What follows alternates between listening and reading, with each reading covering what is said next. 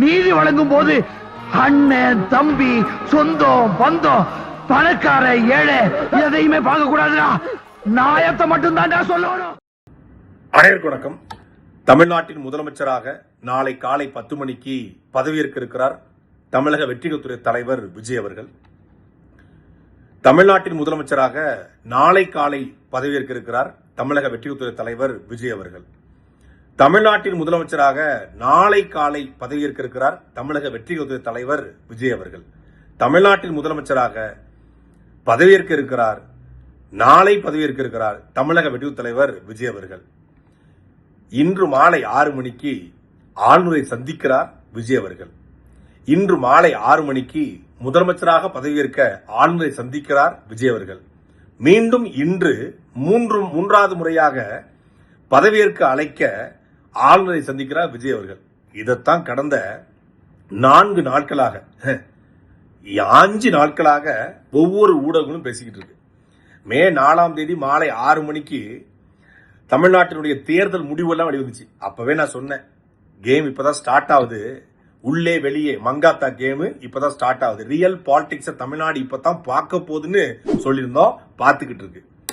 விஜய் அவர்களுக்கு 108 தொகுதி 108 எம்எல்ஏக்கள், காங்கிரஸ் 5 ஆதரவு கொடுத்தா 108ல ஒன்னு போனா கூட 107, 5 112, கம்யூனிஸ்ட் 2 கம்யூனிஸ்டோட சேர்த்து 107, ஒரு 5 112, 114, 116, பிசிகா 2 118 வந்துருது.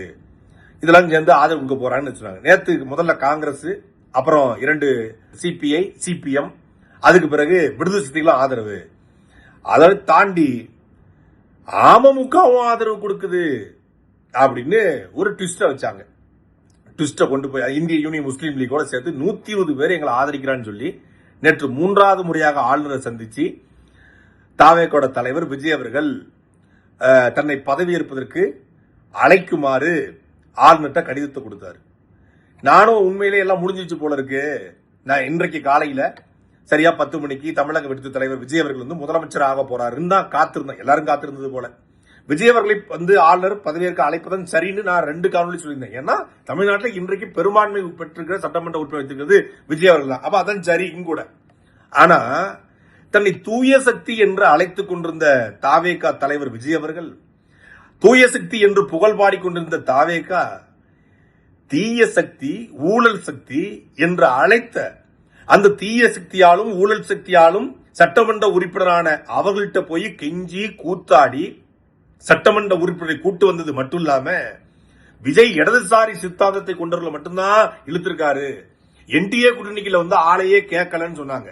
விஜய் எவ்வளவு கொள்கை பிடிப்பு கொண்டவர் என்பதற்கு இது மட்டும் தான் எடுத்துக்காட்டு. அவர் அம்பேத்கரையும் காமராஜரையும் ஈவே ராமசாமியும் கொள்கை தலைவராக ஏற்றுக்கொண்டதுக்கு இதை விட வேற என்ன சான்று வேணும்? பாத்தீங்களா, என்டிஏ கூட்டணியில அவர் நினைச்சிருந்த ஆதரவு வாங்கியிருக்கலாம். ஆனா ஒருத்தட்ட கூட வாங்கல. அவர் முழுக்க முழுக்க மதசார்பற்ற ஒரு கூட்டணியை உருவாக்க பாக்குறாரு. திமுக இல்லாத ஒரு மதசார்பற்ற கூட்டணியை உருவாக்க போறாரு. அதனால தான் கம்யூனிஸ்ட் கிட்டையும் காங்கிரஸ் கிட்டையும் விசிகா கிட்டையும் ஆதரவு கேட்டிருக்காரு. அவர் நினைச்சிருந்தா அங்க கேட்டிருக்கலாம் இங்க கேட்டிருக்கலாம் உருட்டுனாங்க. நேற்று என்டிஏ கூட்டணியில அதிமுக காரங்களாலும் பாஜகவாலும் வெற்றி பெற்ற அமமுகவுடைய மன்னார்குடி சட்டமன்ற உறுப்பினர் காமராஜ் அவர்கள்ட்ட ஆதரவு கேட்டு கடிதம் வாங்கினதாக சொல்றாங்க. இரவுல தான் ட்விஸ்ட் காத்திருந்துச்சு. இந்த கடிதம் ஒரு போலியான கடிதம். ஒரு கட்சி தலைவருடைய அனுமதி இல்லாம அந்த கட்சியினுடைய சட்டமன்ற உறுப்பினர்கிட்ட குதிரை பேரம் நடத்தி இந்த கடிதத்தை பெற்றிருக்காங்க. இது பொய்யான கடிதம் என்று அந்த கட்சியினுடைய சட்டமன்ற உறுப்பினரும் கட்சியின் தலைவரும் ஆளுநரை பார்த்து சொல்லியிருக்காங்க. கட்சியினுடைய சட்டமன்ற உறுப்பினர் இதை ஒரு புகாராக கொண்டு போய் சென்னையில காவல் நிலையத்தில் கொடுத்திருக்காரு. என் பெயரை பயன்படுத்தி குதிரை பேரம் நடத்தி ஆட்சி அதிகாரத்துக்கு வருவதற்கு விஜய் துடிக்கிறார் அப்படின்னு. இப்ப அந்த கடிதம், அந்த காவல் நிலையத்தில் கொடுக்கப்பட்ட கடிதம் சிபிஐ எடுத்துக்கொண்டா என்ன ஆகும் எவனுக்கும் தெரியல. இன்னொன்னு ஆளுநர் என்ன சொல்லிட்டாரு, குதிரை பேரம் நடத்தியது உறுதி செய்யப்பட்டால் நான் உங்களை அழைக்க மாட்டேன் அப்படின்னு சொல்லி இரவோடு இரவாக அறிக்கை கொடுக்க இப்போது இன்றைக்கும் விஜய் பதவியேற்க முடியல. நான் வெளிப்படையா கேட்கிறேன், 108 எம்எல்ஏக்கள் விஜய் வச்சிருந்தாரு. அவர் தான் பெரும்பான்மை வச்சிருக்காரு. அவரை ஆளுநர் அழைக்கணும், மாற்றுக்கருத்துல. சட்டசபையில ஃப்ளோ டெஸ்ட் வச்சு அவர் பெரும்பான்மை நிரூபிக்கணும். பெரும்பான்மை நிரூபிச்சா அவர் முதலமைச்சர், நிரூபிக்க முடியலன்னா அவர் முதலமைச்சர் இல்ல கவர்னர் ஆட்சியோ இல்ல மறு தேர்தலோ இல்ல வேற யாரு பெரும்பான்மை வச்சுக்கோ அவங்க ஆட்சிக்கு வரலாம். அதான் சரியானது. ஆனா தூய சக்தி என்று நீங்கள் பேசிவிட்டு ஒரு சட்டமன்ற உறுப்பினரை தாவேக்காக ஆதரவு கொடுக்க 50 கோடி 100 கோடி நீங்க பேசுறீங்கன்னா நீங்க எந்த மாதிரி ஆட்சியை கொடுப்பீங்க? முதல் கோணல் முற்றிலும் கோணல் சொல்லுவாங்க. ஆட்சி அமைச்ச பிறகு பிரச்சனை வந்தா பரவாயில்ல, ஆட்சி அமைப்பதிலே பிரச்சனைனா ஆட்சி அமைச்சு நான் நினைச்சேன் ஆட்சி அமைக்கணும் விஜய் ஏன் சொன்னா ஆட்சி அமைச்சு விஜய் எக்ஸ்போஸ் ஆவாருன்னு நினைச்சேன். ஆனா ஆட்சி அமைக்கிறதுக்கு முன்னாடியே எக்ஸ்போஸ் ஆவாருன்னா கனவுலையும் நினைக்கிறேன். யான் கனவிலும் கண்டிட்டு சாரே அப்படிங்கிற மாதிரி நான் கனவுளோட நினைச்சு பார்க்கல. விஜய் ஆட்சி அமைக்கிறதுக்கு முன்னாடியே எக்ஸ்போஸ் ஆவாரு. அவர் ஒரு மாற்று அரசியல் அல்ல, தூய சக்தி அல்ல, அது ஒரு உண்மையான தீய சக்தி. ஒரிஜினல் தீய சக்தி விஜய் தான், ஒரிஜினல் ஊழல்வாதிய விஜய் தான். ஏங்க நீங்க நான் வெளிப்படையே பேசுவோமே, நீங்க தான் நீங்க ரொம்ப நேர்மையானவர், இவன் ஆட்சிக்கு வந்தா ஊழல் நடக்காது, லஞ்சம் நடக்காது, அவன் 5 பைசா ஆசைப்பட மாட்டான். நீங்க உங்ககிட்ட ஆதரவு கொடுப்பதுக்கு எல்லாத்தையும் நீங்க பேரம் பேசுனீங்களா பேசணும் ஒட்டுமொத்த தமிழ்நாடு தெரிஞ்சிச்சு. டிடிவி தினகரன் அவர்கள் போட்டு உடைச்சிட்டாரு. அவர் போட்டு உடைக்கிறதுக்கு முன்னாடி எல்லாரும் தெரிஞ்சிச்சு இது ஒரு பேரம் நடந்து கொண்டிருக்கிறது. எந்த கூறுகட்ட முட்டாளாவது, அடிப்படை அறிவு இருக்கக்கூடிய எவனாவது ஒருத்தனாவது ஒரு கட்சியினுடைய தலைவருக்கு தெரியாம அந்த கட்சியின் சட்டமன்ற உறுப்பினர்கிட்ட கடிதம் வாங்குவானா? அப்ப அந்த கட்சியின் தலைவருக்கு தெரிஞ்சா நாளைக்கு தடுப்பாருன்னு கூட தெரியாதா? எங்க ஊர்ல சொல்லுவாங்க, குட்டி நாயை கூட்டுக்கிட்டு வேட்டைக்கு போக கூடாதுமாங்க. எப்படி? குட்டி நாயை கூட்டுக்கிட்டு வேட்டைக்கு போக கூடாதுன்னு சொல்லுவாங்க. ஏன்னா குட்டி நாய் வேட்டைக்கு போன இடத்துல முயலை பார்த்துச்சுன்னா பெரிய நாய்னா அமைதியா இருக்கும், வளர்த்த நாய் பக்குவப்பட்ட நாய் அமைதியா இருக்கும். இந்த குட்டி நாய் என்ன பண்ணும், காட்டி பிச்சு கத்தும், விளையாடும், அம்மா கிட்ட சேட்டைய பண்ணும், ஏதாவது ஒண்ணு பண்ணி காட்டி கொடுத்து விட்டுரும். அதனால குட்டி நாயை நம்பி வேட்டைக்கு போக கூடாது. இதுதான் சிறுபுள்ள வெள்ளாமை வீடு வந்து சேராது என்று தமிழ் பழமொழி இருக்கு. இப்ப சிறுபுள்ள எல்லாம் சேர்ந்த வெள்ளாண்மை வீடு வந்து சேரல. ஒரு குருட்டு அதிர்ஷ்டத்துல, ஒரு மாயையில, ஒரு ரசிக பிம்பத்துல ஏதோ ஒரு விஜய் ஆட்சிக்கு வரணும்னோ இல்ல விஜய்க்கு ஓட்டு போடணும்னோ விஜய் ரசிகர்கள் எல்லாம் சேர்ந்து ஓட்டு போட்டாங்க. எதுக்கு ஓட்டு போட்டாங்க? திமுக பிடிக்கலன்னு ஓட்டு, விஜய் பிடிச்சிருக்கணும் ஓட்டு, எப்படியோ ஓட்டு போட்டாங்க. ஆனா இறைவன் கடவுள்னு ஒருத்தன் இருக்கான இல்லைன்னு தெரியல, அவன் இருக்கான்னு வச்சுக்கோங்களேன். இந்த ரஜினிகாந்த் சொல்லுவாரு, கெட்டவங்களுக்கு கடவுள் நிறைய அள்ளி கொடுப்பான். எப்படி? கெட்டவங்களுக்கு இறைவன் நிறைய அள்ளி கொடுப்பான், ஆனா கைவிட்டுருவான். நல்லவங்களுக்கு இறைவன் எதுவுமே கொடுக்க மாட்டான், ஆனா கைவிட மாட்டான். இப்ப அள்ளி கொடுத்த இறைவன் கடைசியில கிள்ளி வச்சுட்டான். இப்ப நான் எப்படியாவது ஆளுநரை சந்திச்சு, எவ்வளவு பதட்டமா இருந்தாங்கன்னா, முதல்ல ஆளுநர் சந்திக்க போறாங்க. ஒரு ஆளுநர் சந்திப்பதற்கு ஒரு பூங்கொத்தோ ஒரு அடிப்படை நாகரிகம் சொல்லுவாங்க இல்லையா, அது எதுவுமே எடுத்துட்டு போல பதட்டத்துல போயிட்டாங்க. 2வது தடவை ஆளுநருக்கு போகும்போது பூங்கொத்துறை போயிருக்காங்க. பூங்கொத்துறை போயிட்டு காங்கிரஸ் கொடுத்த கடிதத்தை வண்டியில வச்சு போயிட்டாங்க. 3வது தடவை ஆளுநரை பார்க்க போகும்போது போலியான கடிதத்தை கொண்டு போயிருக்காங்க. அப்போ அமமுக மட்டும்தான் போலியா? கொடுத்த காங்கிரஸ், இந்திய யூனியன் முஸ்லீம் லீக், இந்திய கம்யூனிஸ்ட் கட்சி, இந்திய கம்யூனிஸ்ட் மார்க்சிஸ்ட் கட்சி, இது எல்லாமே போலியான ஆளுநருக்கு ஒரு திங்கிங் வரும்ல. நீ கடிதம் கொடுத்த சரிப்பா, அமமுக கடிதம் போலின்னு சொல்லி டிடிவி தினகரன் சொல்லிட்டாரு. இப்போ கம்யூனிஸ்ட் கட்சியோட கடிதம், காங்கிரஸ் கட்சியோட கடிதம், இது எல்லாமே ஒரிஜினல் தானா, இதுவும் போலியானதா என்று ஆளுநர் எந்த நடவடிக்கையும் எடுக்கலாம். இதைத்தான் குட்டி நாயை நம்பி வேட்டைக்கு போகக்கூடாது. விஜய் அப்படிங்கிறோடைய தனிப்பட்ட நபருடைய தலைவன் சொல்றாரு இல்லையா, அவருடைய ஆளுமை திறன் என்ன, அவருடைய அரசியல் பக்குவம் என்ன என்பது இப்ப தெரிஞ்சிருக்கும்.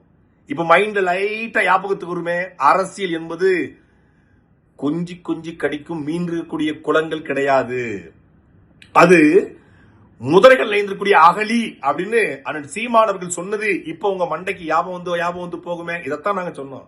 அரசியல் என்பது கொஞ்சி கொஞ்சி கடிக்கும் மீன்கள் இருக்கிற குளம் அல்ல, அது கொடும் முதலைகள் நிறைந்திருக்கக்கூடிய அகழி. ஒவ்வொரு அடியையும் பார்த்து பார்த்து வைக்கணும்னு சொன்னமே, கேட்டீங்களா? கேட்கல.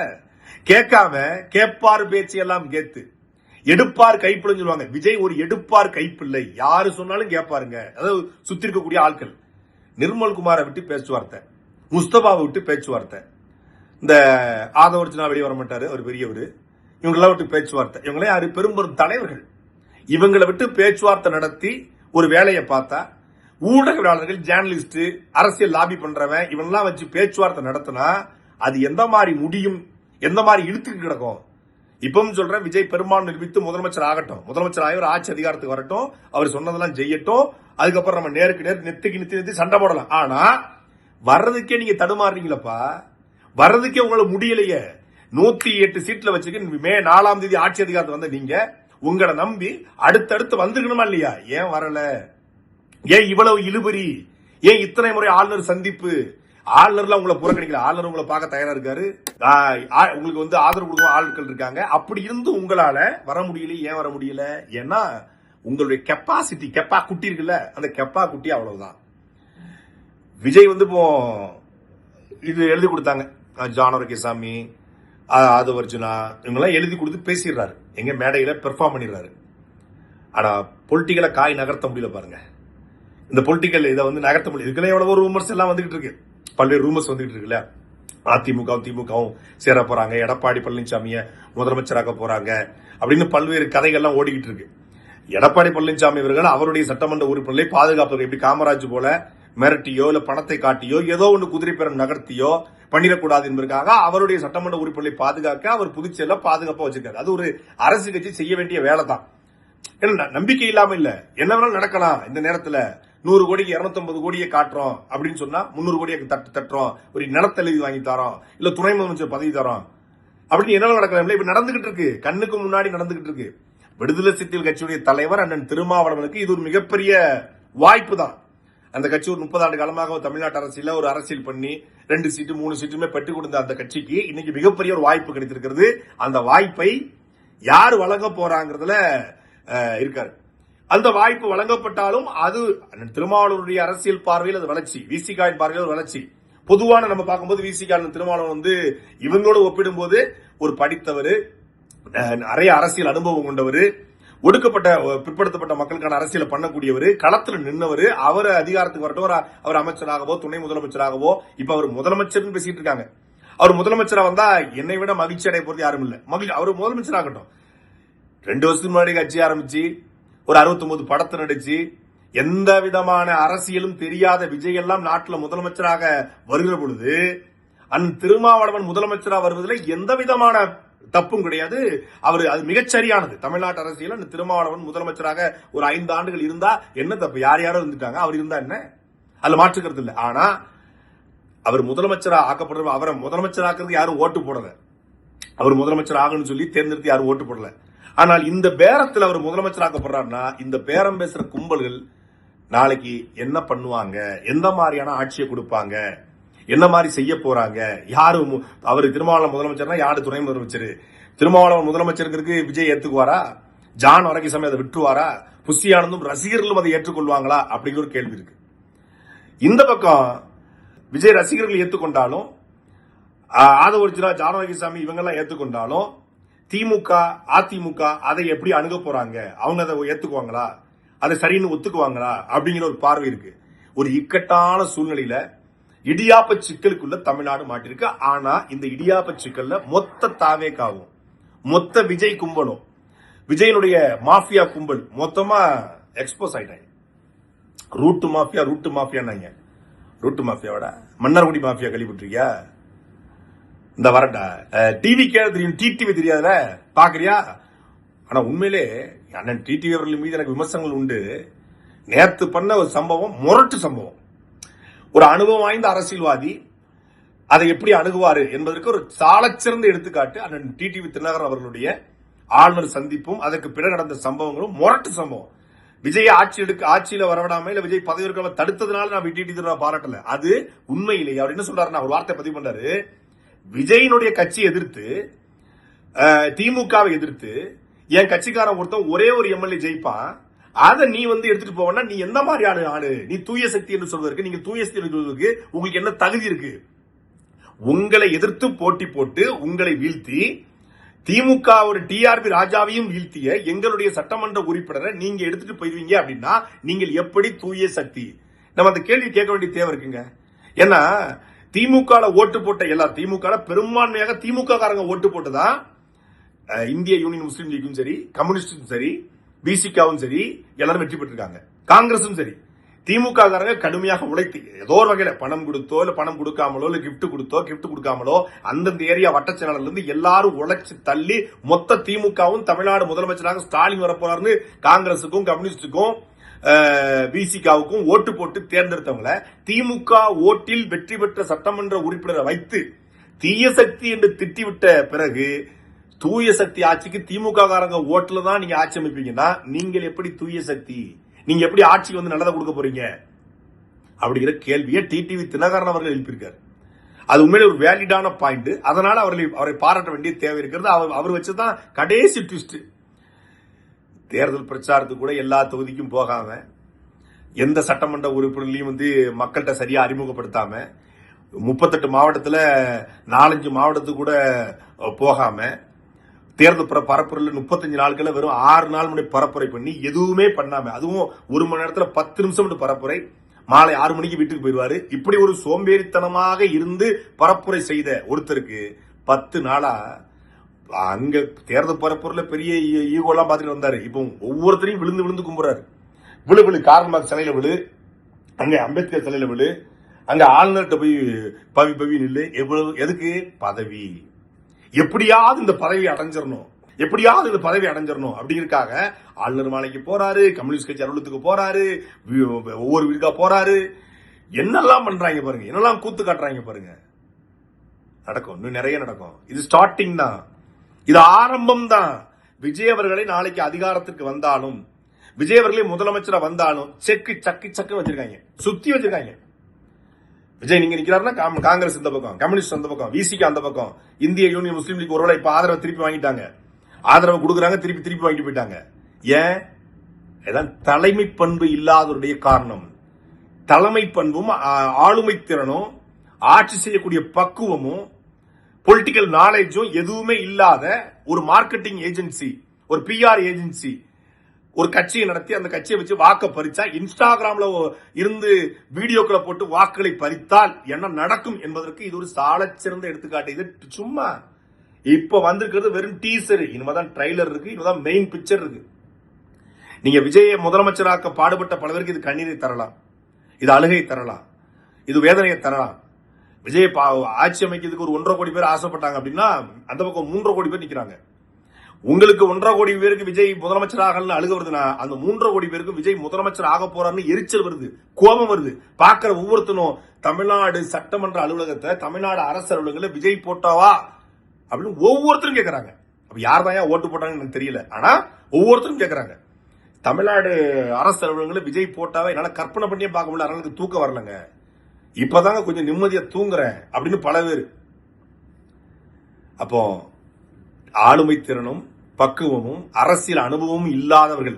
அன்னைக்கு நான் மட்டும் விஜய் பேசிக்கிட்டு, விஜய் மட்டுமே பேசிட்டு இருக்காரு சாட்டைனாங்க, விஜய் மட்டுமே எடுத்து பேசாரு, விஜய்க்காகவே வீடியோ போடுறாரு, விஜய் வீடியோ போட்டு சம்பாதிக்கிறாரு. சரி, விஜய் எடுத்து வீடியோ போட்டு நான் சம்பாதிச்சேன், இன்னைக்கு விஜய் எடுத்து ஊரே பேசுறேன், எல்லாரும் சம்பாதிக்கிறாங்களா? நான் மட்டுமே அன்னைக்கு பேசிக்கிட்டு இருந்தேன், எல்லாரும் திமுகவோ அதிமுகவோ எல்லாம் கடந்து போயிட்டு இருந்தாங்க, போற போக்குல சும்மா பேசினாங்க, யாருமே பேசல. அன்னைக்கு நான் மட்டுமே பேசிட்டு இருக்கும் பொழுது விஜய் மட்டுமே பேசுறாருன்னு சொன்னீங்களே, இன்னைக்கு ஒட்டுமொத்த பேரும் விஜய் பேசுறாங்களே, இப்ப என்ன செய்ய போறீங்க? நான் மட்டும் பேசும்போது எனக்கு எதிராக என் குடும்பத்தை பற்றி, என்னை பற்றி ஒரு அடிப்படை ஆதாரம் இல்லாத குற்றச்சாட்டுகள் தூவி எரிஞ்சுது தாவேக்கா. இன்னைக்கு உங்களை எதிர்த்து இவ்வளவு பேர் பேசுறாங்களே, அவங்க எல்லாரும் குடும்பத்தையும் பேச போறீங்களா? இப்ப பேசுங்களேன். இல்ல எனக்கு இன்னெல்லாம் சவாலு, இப்ப பேசி பாடுறாரு. எப்போதும் பேசுவோம், இப்ப இல்ல எப்போதும் பேசுவோம். தவறு நடந்தால் அந்த தவறு குறித்து எவனை பற்றியும் கவலைப்படாமல் ஆணித்தரமாக எடுத்து வைப்போம். நான் இந்த 2 நாளை பார்ப்போம் என்னதான் நடக்குது, வேடிக்கை பார்ப்போம், ஜஸ்ட் என்ஜாய் பண்ணுவோம், என்ஜாய் த மொமெண்ட்டும் அப்படி என்ஜாய் பண்ணுவோம். என்னதான் நடக்குது தமிழ்நாட்டில் அரசியல், என்ன நடக்குது, ஜாலியா இருக்கு, உண்மையிலே ரொம்ப ஜாலியா இருக்கு. ஏன்னா விஜய் எக்ஸ்போஸ் ஆவாருன்னு எனக்கு சத்தியமா தெரியும், ஆனா இவ்வளவு சீக்கிரமா எக்ஸ்போஸ் ஆவாரு, இவ்வளவு சீக்கிரமா தாவேக்கா எக்ஸ்போஸ் இப்ப ரூட் மாஃபியா குறித்து பேசுறாங்க, இன்ஸ்டாகிராம்ல எப்படி ஓட்டு வாங்கினதை பேசுறாங்க, ஜெகதீஷை பத்தி பேசுறாங்க, போலியான நபர்கள் குறித்து பேசுங்க. இப்ப பேசி இத தேர்தலுக்கு முன்னால பேசிக்கணும். அப்ப நான் ஒருத்தனா கடந்து அடிச்சு கிடக்கும் போது எல்லாம் அதெல்லாம் அவர் தொடர்ச்சி அவரே பேசாதீங்க, ஆளுங்கட்சி திமுக பேசுங்க, இவர் வரப்போறான்னு தெரிஞ்சதெல்லாம் அடிச்சுக்கிட்டு இருந்தேன். ஆனா ஒரு செக் வச்சா பாருங்க, அது எப்படி நடந்துச்சு. 108 போய் நிக்குது. 108 கூட ஒரு குறியீடு தான். 108 ஆம்புலன்ஸ், அது அவசர சிகிச்சைம்பாங்க, அடிபட்டாலும் வரும். 108 அவசர சிகிச்சையில காப்பாத்த வராரா இல்ல தமிழ்நாட்டை 108 ஏத்திட்டு போறாருன்னு தெரியல. இந்த 4 நாள் நடக்கிறதா பார்த்தா எந்த தூய சக்திக்கான வாய்ப்போ, எந்த ஊழல் லஞ்சம் எதிர்ப்புக்கான வாய்ப்போ, எந்த நேர்மையான ஆட்சிக்கான வாய்ப்போ துளியளவும் இல்லை அப்படிங்கிறது தெரியுது. துளியளவும் இல்லை. உங்களுடைய கொள்கை, கோட்பாடு, லட்சியம் பிடித்து விஜய் முதலமைச்சராக இங்க இருக்க எல்லாரும் ஆதரவு தெரிவிச்சிருக்கணும். இல்ல, நீங்க கேட்டும் வரல, நீங்க பொய்யான கடிதத்தை கொடுத்து பணங்களை கொடுத்து எல்லா ஆசை காட்டினாலும் வரலன்னா உங்கள் மீது யாருக்கும் நம்பிக்கைன்னு அர்த்தம். கம்யூனிஸ்டுகள் வெளியே இருந்தா ஆதரவு, அந்த ஆதரவு எப்ப வேணாலும் திரும்பி வாங்குவாங்க. கம்யூனிஸ்ட்லாம் லெப்ட்ல கையை போட்டு ரைட்ல கையை காட்டி, ரைட்னா அவங்களுக்கு இந்த ரைட் மட்டும் தான் பிடிக்காது, வலதுசாரி ரைட் மட்டும் தான் பிடிக்காது. மற்றபடி ரைட்ல கையை காட்டி ஸ்ட்ரைட்டா போயிட்டே இருப்பாங்க. ஸ்ட்ரைட்டா போற நினைச்சு பின்னாடி போனா யூட்டர் அடிச்சு ஓடி போயிருவாங்க. அந்த மாதிரி ஆளு. திருமாவளவனா ஆதரவு கொடுத்தா ஒரு உறுதியா நிக்க வாய்ப்பு இருக்கு.